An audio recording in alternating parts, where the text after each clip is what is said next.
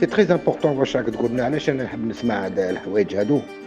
شوف كي تهضر على l'anticipation, on a قلت on a une armée, on a des services, des institutions, des services secrets, espionnage, contre-espionnage, qui donnent vraiment tous les éléments à notre ministre des Affaires étrangères et même à notre Premier ministre, enfin à tous nos responsables politiques, de manière à ce qu'on soit préparé à tout.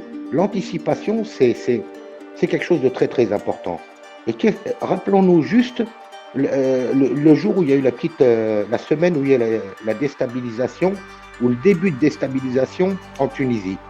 On est parti une semaine avant ces faits. On a réglé les problèmes en interne, en sous-marin. Le jour où les problèmes ont éclaté avec les fameux opposants, la solution était toute trouvée. Et c'est pareil dans plusieurs pays. Celui qui ne voit pas loin, celui qui n'est pas visionnaire, n'a rien à faire dans ce monde-là. Maintenant, il y a une question que je me pose et qui me, c'est-à-dire que j'arrive pas à élucider. Je sais très bien, moi, qu'au niveau des Gaulois, il n'y a plus de diplomates. Le dernier grand diplomate homme politique, c'était Chirac. Ils en ont un autre qui est caché, qui est Bernard Larcher, qui est président de l'Assemblée. C'est-à-dire qu'il n'a aucun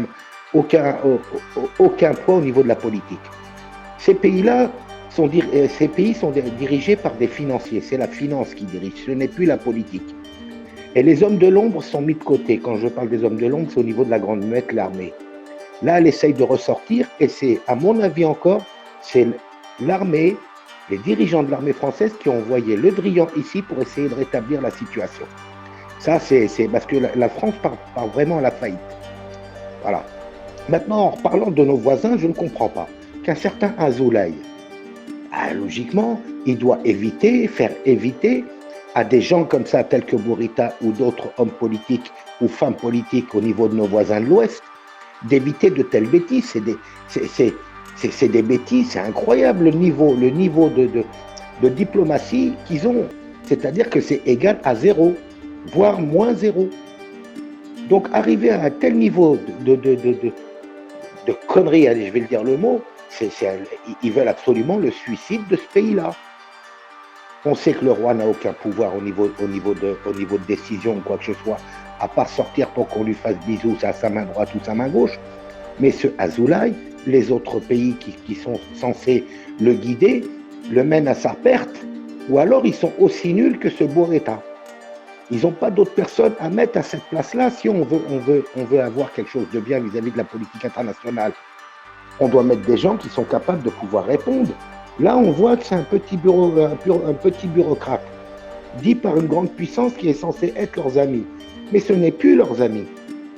Parce qu'ils sont retirés de cela. On se rappelle, nous, ceux qui ont vécu, moi, si je sais certaines choses, c'est parce que j'ai beaucoup appris des seniors et des anciens Tawana. Mais à l'époque, c'était le fameux triangle.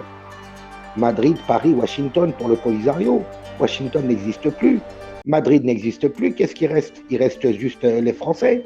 Et les Français ne peuvent plus assumer ce rôle seul. Ils n'arrivent même plus à s'assumer. Donc, qu'est-ce qu'ils vont assumer? La protection d'un pays fantoche.